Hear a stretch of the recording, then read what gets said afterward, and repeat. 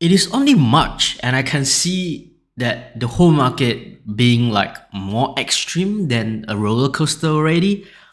Like, first, everybody was so hyped about crypto that you can smell the euphoria, right? Then it dies down because people are looking like what's next. Then tariffs came in, and that topic pretty much wrecked about the market. If it is not enough, the tariffs on Canada and Mexico were postponed due to the so-called good negotiation result amongst them. Then suddenly Trump said the tariffs will continue. Then in the latest news, the tariff is said to be paused for Mexico for those under certain agreement before. Then there is this news on crypto strategic reserve and stockpile. Then there is this news on Trump had officially made strategic Bitcoin reserve a thing. Then economists start to view like potential inflations, recessions, yada yada. I mean, can you feel me, folks? Can you feel the ups and downs? Trump is just sitting in the office signing stuff, and it is the outside world and markets that are pretty much shaken like a milkshake. Oh, and yes, China. Trump thought tariffs will scare him, but nope. As far as we know, China will just go more aggressive. I mean, they even say that no matter what wars it is, they will just fight it back. Now, I know this may not concern us being outside of US, but it does affect us, especially those of us who are in Singapore, as we all know where Singapore is standing. I believe the government is following very closely about whatever is happening out there. However, why then do I want to bring this topic up? By now, you have clicked on this video after seeing the title of this video and would like to know more about what is tariff. So amidst all this, somehow I don't see any influencers talking about it at all. I only see them creating panic thumbnails or the red thumbnails talking about investing is going cray-cray and how it's gonna affect you and how you should be doing DCA, or if you are scared, just put your money in T-bills, or you should buy the dips, yada yada. Yes, I'm going to make video about this next perhaps, but the main trigger on why maybe I should make this video, other than to explain to myself, is that I had been watching videos on people interviewing other people about this, what their understanding is, and how they feel for Trump now, considering they voted for Trump. So yeah, I'm just gonna say it now. I was genuinely surprised by their understanding. That's why I decided to make this video, just in case, I may be the one understanding it wrongly. So yeah, let it be a record out there. So I'm Daddy, and this is That Money Compass. Long story short, people on the ground thought that China and foreign countries will bear the cost of tariffs. I know. So now this, no matter how I try to look from any angle, just seems to me to be a mistake, unless my English is just CMI or cannot make it. So let's do this. Let's start with the definition. Then next, the process, how when one starts to impose tariff, what will happen? And then eventually who is going to bear it and who gains from it. Alright? So what the hem is tariff anyway? By definition, tariff is tax basically. But tax on what? Imports and exports. Now, which one does Trump likes the most? It's tax on imports. Now, since it is on imports, does that mean all things imported will get taxed? That depends. Now, that's why if you look at recent news, Trump would say something like he will tax on cars or aluminium, and the tax will be 25%, and the countries that will be affected are Canada and Mexico, for example. Now, are we clear on what tariff is at least? It's basically very simple. Tariff is just tax. All right, tax on imports and exports, basically. So, yes, good. We are clear on that. Now, moving on. Since it is tax, there will be two parties that are affected. Just take an example, income tax. When you work, you and I work, you are taxed by a certain percentage on your income that you earn, which is basically your gross income. And this tax goes to the government, right? You have to pay the government. Same thing for property tax. You pay the government in a way or another, right? For tariff, it is basically the same thing. For Trump's case, it is the US that will gain from it. That's pretty clear.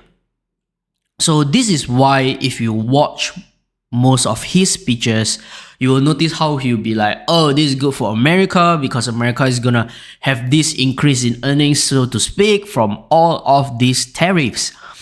But of course, the person who is paying in that context is more of like, which country that's gonna pay will not be happy, right? That makes sense because I'm very sure if the Singapore government decided to negotiate with the people in Singapore about the increase in GST to 9%, most people are going to be against it. I'm pretty sure about that. Because, of course, a country is so-called an independent entity, and between two entities, there must be negotiations to try to reach a more favorable outcome for both entities, right?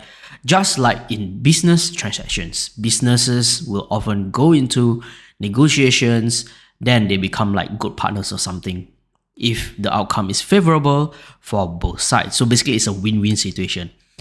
Now, at this point, I may have oversimplified stuff, but it is for better understanding.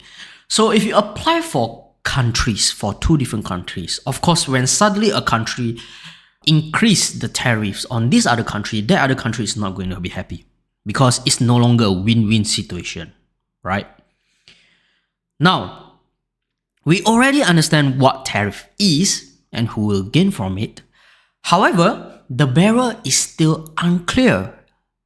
Like basically who is going to be impacted. Because if we say the affected country is going to bear it, does that mean the government is going to bear it? It's not that simple. So let's dive into the whole process. When Trump decided to impose the tariff on something, let's say Canada is the affected country, on washing machine. Why washing machine as the example? Or because I roughly remember, if I'm not mistaken, that's what he did in the first term. But please correct me if I'm mistaken. Alright, thank you so much for that. Now, tariff is imposed on the import of washing machine. Naturally, the company that is exporting to America is going to pay the tax, not the country. Right? Because it is that company that manufacture it. It is that company that wants to sell it to people in America. So, company pays. The US earns it. However, company being a company, there is this thing called profit margin. On top of that, if the company is listed, oh no. They are not gonna deal with investors that may sell off the shares because of dropping profits, revenues, income, whatever you want to call it. So eventually, that company is gonna raise the price so that they can earn it back from the consumer, like you and me. Are you seeing where I'm going at now? So yes, then consumers will complain, but they can't do anything. Hence, it's people like you and me, the consumers basically, who are bearing this tariff. Now, of course, manufacturing needs other materials. If Trump is going to tax raw materials, this is gonna be worse off for the company. So in order to avoid all those, companies may decide to open up manufacturers in the US instead, because that way they can just produce in America, made by America, and sell the products to Americans, avoiding the tariff. Hence, Trump would sometimes say, made by America last time, if I'm not mistaken. And he also often said there will be more job opportunities for the Americans. Now, we have got the definition out. We also have cleared who will bear it and who will gain from it and how the whole process work. It is pretty much done at this point. However, let me add on to this a little bit more.